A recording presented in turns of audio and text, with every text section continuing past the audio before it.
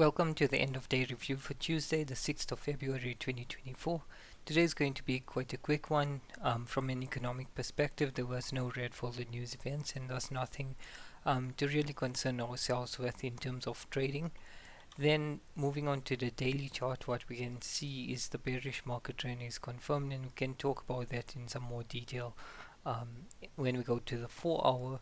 However, from a daily perspective, I think what was quite important was actually to pay attention to any daily significant targets, and that's purely because we are in an ERL continuation momentum state, and by that I simply mean that we've confirmed the bearish structure, and now that we've taken out swing ERL, swing structure, that is external range liquidity is what ERL refers to.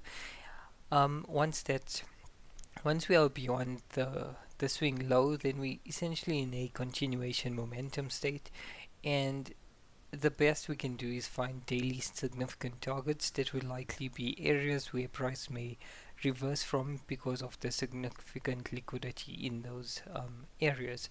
Having said that, the closest one is the structural low associated with the daily. As you can see, this candle actually swept multiple candle lows, or at least one to the left, with the previous sweeping the previous.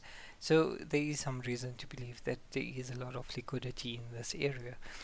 Having said that, now that we're playing a short continuation phase, the idea is that once price reaches this level, then shorting for the day doesn't really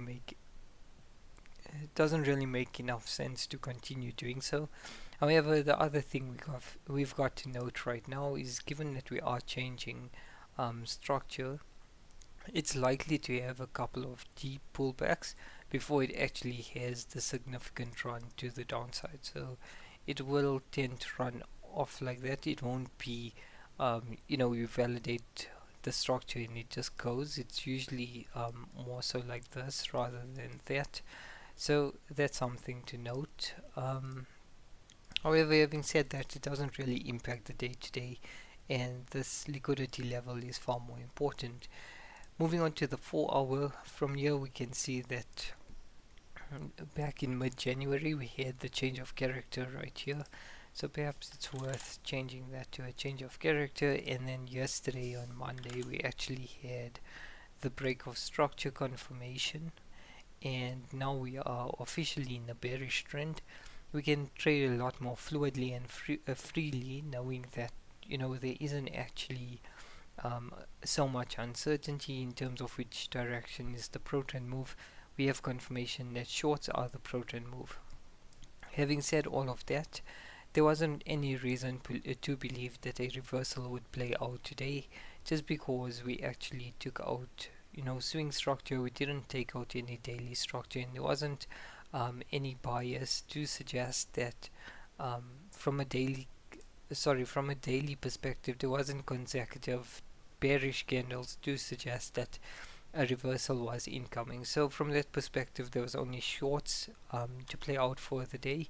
And then the other thing to note from a 15-minute perspective, in terms of anchoring our fib and identifying where the discount area is, we only have this pro-trend leg to rely on, and given that Monday created the previous high and low of the day, and the current day didn't actually extend it, our only option for actually anchoring our fib is the previous low of the day and the previous high of the day. As you can see, it is in the bearish direction, which aligns with the higher time frame narrative. So in terms of actually finding an entry or a valid POI to enter from, this was the next best option, because we've got an S&D flip right here. We don't really have a chain. This didn't get respected and we didn't quite reach there. I'm happy to use this range just because if we look, this bearish candle contains about 3 candles within it, and it just makes sense to use it. However, the idea would have been for Frankfurt or London to get into here and then go down, but once New York puts in a high of the day, then obviously we need a reason to believe that New York will put in the high of the day, and one of my core reasons is having red folder news that supports the New York high of the day. And since we don't have any of that, a New York high of the day is more so indication that our daily bias for shorting was wrong, and that the reversal is actually going to play out. So that's pretty much what we've seen happen. I guess we'll come back to the charts tomorrow and actually try and build that primary leg from this 4HOB, and that's simply because on the daily we'll have validated the swing low, essentially moving us out of a ERL continuation state and into a pro-trend state from which we require 4HOBs to then build that primary leg.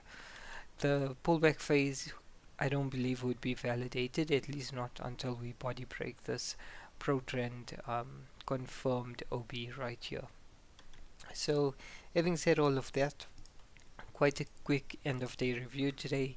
The bias was to short and we clearly got that wrong. However, there weren't any trade opportunities, so we protected our capital well. Overall, I hope you had a good productive trading day, and we'll chat again tomorrow.